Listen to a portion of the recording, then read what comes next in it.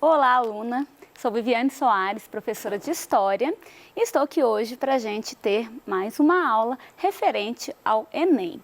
A aula de hoje é continuidade de uma aula anterior, na qual tratamos sobre a afirmação das superpotências após a Segunda Guerra Mundial. Ou seja, uma aula em que tratamos de um conflito que ficou conhecido na história como Guerra Fria. Na aula passada, nós vimos como foram estabelecidos os blocos, como o mundo se organizou, dentro dessa ordem bipolar. Vimos alguns conflitos, como, por exemplo, a Revolução Chinesa, como também a Guerra da Coreia. E hoje nós vamos dar continuidade, para a gente compreender um pouco mais como que se desenvolveram, essas questões referentes a essa disputa ideológica entre as duas principais potências no mundo naquela época, que eram, Estados Unidos da América e União Soviética. Vamos lá? Então, como foi dito, na aula de hoje nós vamos estudar um pouco mais a respeito da afirmação dos Estados Unidos e da União Soviética. Na aula anterior, nós podemos ver um pouco mais sobre essas potências, como que elas se estabeleceram. Vimos aí a busca pela influência em outras regiões, e a disseminação da ideologia também, que era um objetivo muito grande. Então, hoje continuaremos com o assunto. Então, para começar, nós já vamos falar de guerra. Na aula passada, dissemos a respeito de o fato de as duas grandes potências não se enfrentarem de fato, Então, por não terem conflito direto, já que o poder bélico era muito grande e isso complicaria o mundo, a gente percebe que tanto União Soviética quanto Estados Unidos, eles vão interferir no conflito de outros, Então, eles tomam partido no conflito de outros países, conflitos que são menores, conflitos locais, mas o que não deixa de ser uma demonstração de força por parte dessas duas potências. Então, um conflito que aí ficou muito conhecido na história, e até hoje é um conflito que mexe muito, com a imaginação das pessoas quando se trata, é a Guerra do Vietnã. Diversas músicas, diversos textos, filmes foram utilizados para retratar esse conflito. Então, na época dessa bipolarização, com o Vietnã não foi diferente. A gente tem o Vietnã dividido em áreas de influência, que nós vamos ver daqui a pouquinho no mapa, Esse território, então, ele vai passar por essa fragmentação de forma que a região norte tem a influência da União Soviética, e da ideologia comunista, e a região sul com a influência dos Estados Unidos e da ideologia capitalista. Mas, quando houve essa separação do Vietnã, ficou determinado que um plebiscito seria feito posteriormente para decidir pela união novamente do território ou não. Aqui nós temos, um mapinha que vai nos ajudar a compreender aí qual a área de influência comunista, que é a área norte, que aparece de verdinho, e a área de influência capitalista, que é a área sul, que aparece de amarelinho aí. Bom, essa guerra, gente, quando ela começa, quais são as situações que vão fazer com que essa guerra ela possa, eclodir de fato? Como a gente comentou, lá no inicinho, quando houve a divisão, ficou definido a ocorrência de um plebiscito. Contudo, a parte norte, ela estava se desenvolvendo no sentido de que a ideologia comunista, ela estava aí se consolidando, e avançando, inclusive. O que acontece? Diante desse avanço da ideologia comunista, a parte sul do Vietnã não quis a realização do plebiscito, porque percebeu que se acontecesse o plebiscito, poderia acontecer a unificação, mas com a preponderância do comunismo. Então, essa recusa da realização de algo que foi previamente combinado vai fazer com que esse conflito ocorra. Como já vimos em outros conflitos e como era de se esperar no contexto em que a gente está trabalhando, os Estados Unidos entraram, para apoiar o Vietnã do Sul e a União Soviética vai entrar dando apoio ao Vietnã do Norte. Várias tropas foram enviadas dos Estados Unidos, vários soldados foram enviados. E algumas questões complicaram bastante a vida desses soldados. Por quê? a vegetação do Vietnã, as condições físicas, né, do território, a prática, o conhecimento que os grupos que lutaram, né, pelo Vietnã, muitos ficaram conhecidos como os Vietcongs. Então, a experiência que eles tinham foi muito favorável para as tropas do Vietnã do Norte. E as tropas estadunidenses, elas não conseguiram se adaptar muito bem, né, tanto ao território quanto às práticas. Então, os vietnamitas, eles utilizaram muito a guerrilha, utilizaram a mata e o conhecimento dela para fazer várias armadilhas, de forma que o exército estadunidense ele não estava conseguindo fazer frente aos grupos, né, do Vietnã. A Guerra do Vietnã, ela foi, né, um dos primeiros conflitos que foram cobertos, né, e a mídia, né, no caso a televisão, ela trouxe esse conflito à tona em tempo real. Então, enquanto a guerra acontecia, o noticiário ia mostrando essa guerra. E isso, gente, vai gerar uma comoção muito grande, isso vai gerar um incômodo na sociedade, que vai começar a exigir que os Estados Unidos saiam da guerra, né? Porque o número de mortes era muito grande, um conflito que nem era, né, dos Estados Unidos, no sentido de que era uma guerra interna lá no Vietnã. Então, isso faz com que a opinião pública, né, tanto do povo dos Estados Unidos como internacional, passe a pressionar cada vez mais os Estados Unidos para sair da guerra.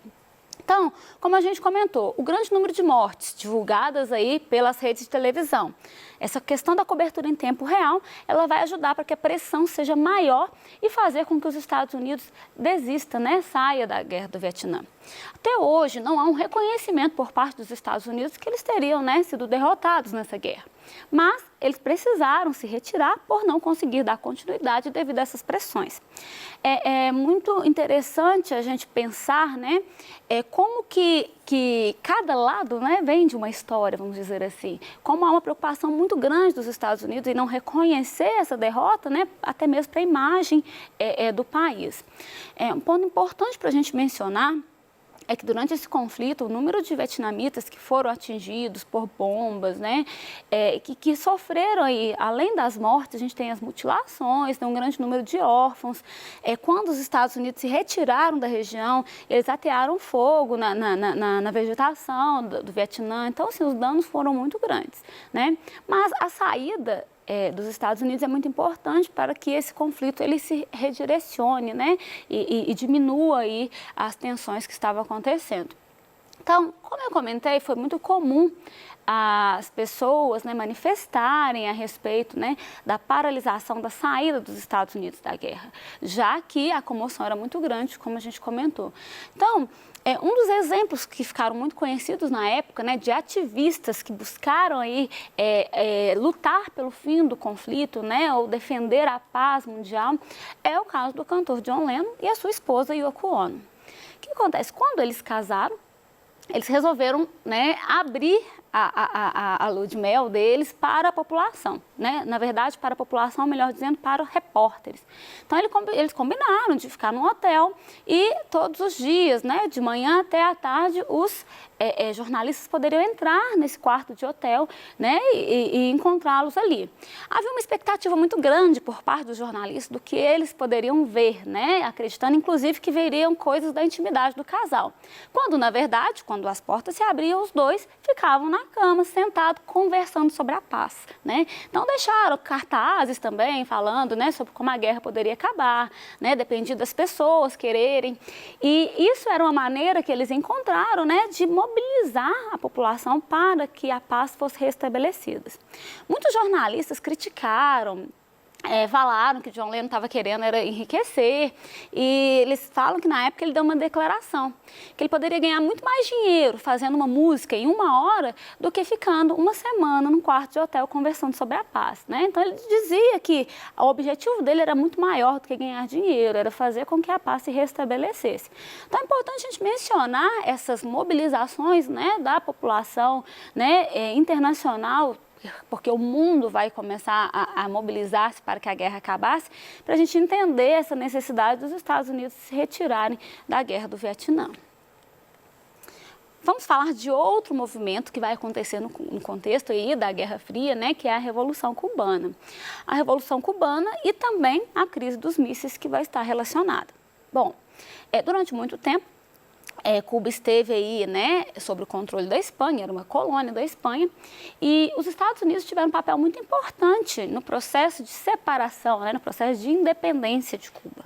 Acontece que, pós-independência, os Estados Unidos eles cobram seu preço, né, que foi assim uma grande influência exercida no país, né, o direito de interferir nas questões internas, um território que os Estados Unidos na época conseguiram para construir uma prisão, né. Então, tudo isso mostra como que os Estados Unidos influenciavam a ilha cubana.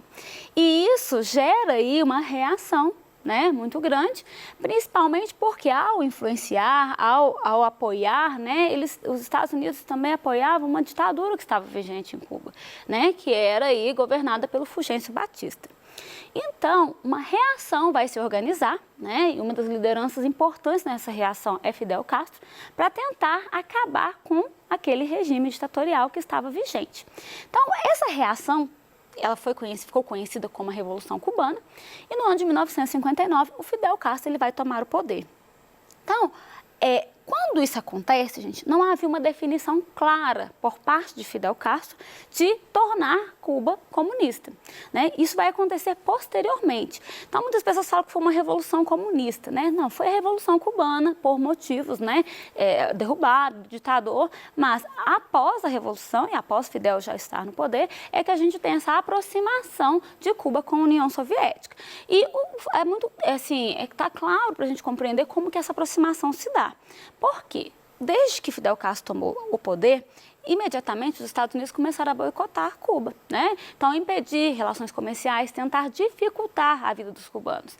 Então, para que Cuba não se fragilizasse, né, o país precisou contar com o apoio da União Soviética.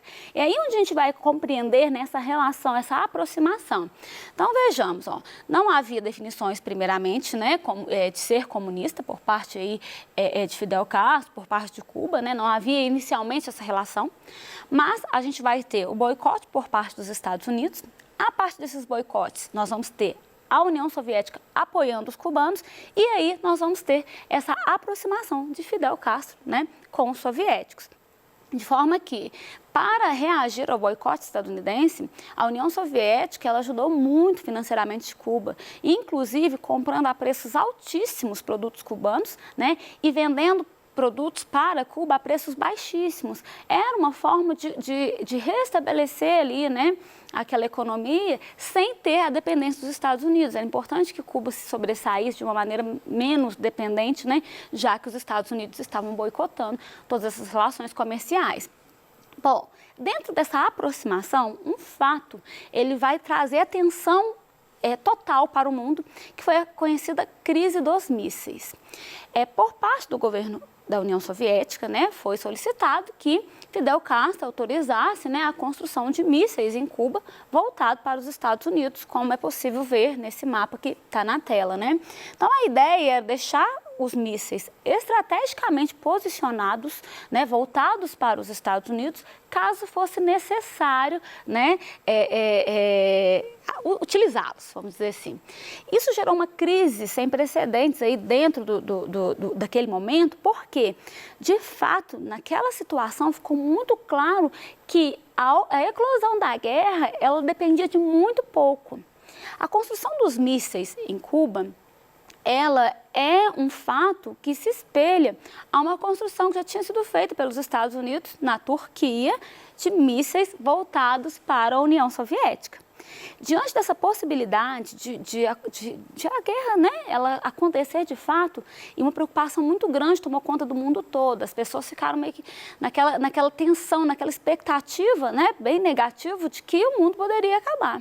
Então, para que aquilo não acontecesse, foram feitos, né, acordos, diálogos mesmo, tanto por parte dos Estados Unidos quanto por parte da União Soviética, que as duas potências concordaram em desativar os mísseis naquele período.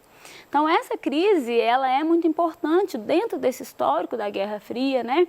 E entender que ela deixou muito claro para as pessoas o quão próximo o mundo estava, né, de viver um conflito dessa dimensão. Bom, vamos pensar também como que foi a atuação dos Estados Unidos, né, em outras regiões? Porque os Estados Unidos, eles passam a fazer intervenções militares. O objetivo muito claro, né, é quanto mais influência os Estados Unidos pudessem exercer sobre outros países, melhor era para impedir, né, que o comunismo se desenvolvesse. Então, os Estados Unidos, eles vão intervir em várias regiões, intervir inclusive militarmente, né, apoiando golpes, ajudando aí no endurecimento de regimes, né, justamente para conter aí esse avanço comunista. Então, a gente tem o estabelecimento por parte dos Estados Unidos de estratégias visando aí, né, o controle do planeta. A gente tem a questão do financiamento de ditaduras na América, né? Como o exemplo cubano estava ali latente, aquilo causava uma preocupação muito grande. Bom, Cuba trouxe o comunismo para o centro da América. E agora, como impedir que o restante da América também, né, acabe aderindo a esse sistema? Então, foi muito importante nesse sentido para os Estados Unidos financiar essas ditaduras para impedir esse avanço, né? Foi realizada uma aliança para o progresso, que era justamente aí dentro dessa ideia de oferecer meios para que os países se desenvolvessem e não tombasse para o lado do comunismo, né? A CIA foi utilizada em grande escala, né, gente, para espionar a América. O Brasil foi um dos locais para onde espiões da CIA foram trazidos. Por quê? Nesse período que a gente está trabalhando, quem governava o Brasil era o João Goulart, que assumiu, né, após a desistência, né, vamos dizer aí, do Jânio Quadros. O João Goulart, ele era conhecido na história por tendências esquerdistas, por aproximação, vamos dizer assim. Então, foram enviadas pessoas para poder investigar, para ver como que estava o governo de João Goulart e sobre a possibilidade de que ele aderisse ao comunismo, né? Então, a gente vai ter também o financiamento de golpes políticos. Então, o caso do Brasil é um exemplo, né? O golpe militar que aconteceu no ano de 1964, a gente já tem documentos que tratam muito sobre isso, né? Sobre uma operação que ficou conhecida como Operação Brother Sam, e que deixa muito claro que os Estados Unidos estavam preparados, inclusive com a Marinha posicionada próximo ao Brasil, para que, se tivesse algum tipo de resistência ao golpe, né, e à implementação de um novo governo, os Estados Unidos entrariam com força militar para impedir essa resistência.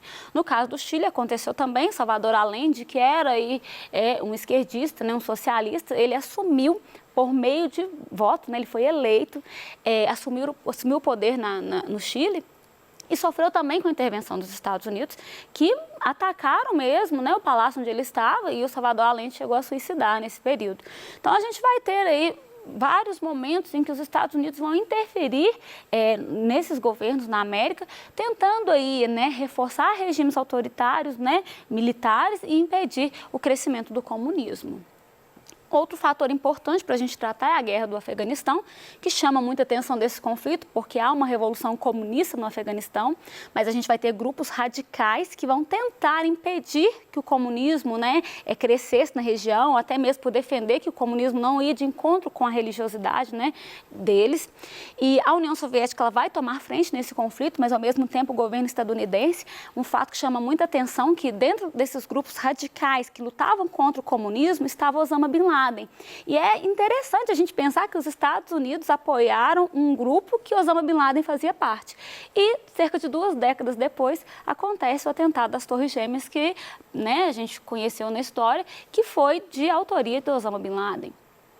O governo estadunidense ele ofereceu, como eu comentei, ajuda a esses grupos para resistir ao comunismo, e de fato, né, ao final acabou que as lideranças comunistas foram afastadas da região. A gente diz que para a União Soviética a guerra no Afeganistão ela equivale ao que foi para os Estados Unidos a guerra no Vietnã. Eles saíram, né, derrotados e além disso saíram bastante enfraquecidos.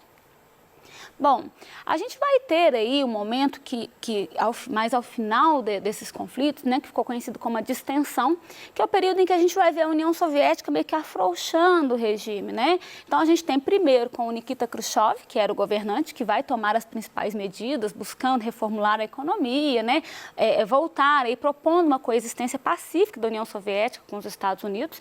Após ele, a gente tem aí o Leonid Brezhnev, que vai assumir e que vai ser responsável responsável por reduzir os investimentos militares, né, e por reduzir também os conflitos desse contexto aí.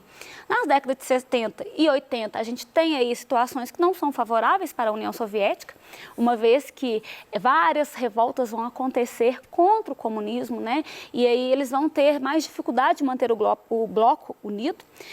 O fato da China, né, também não ter aí uma proximidade, estar rompidas as relações com a União Soviética, isso enfraquece mais ainda esse bloco, né, o que torna aí complicado a sustentação, né, da União Soviética e do regime. Bom, tem uma questão aqui, gente, que é a respeito aí das manifestações. Eu vou deixá-lo depois para vocês, né?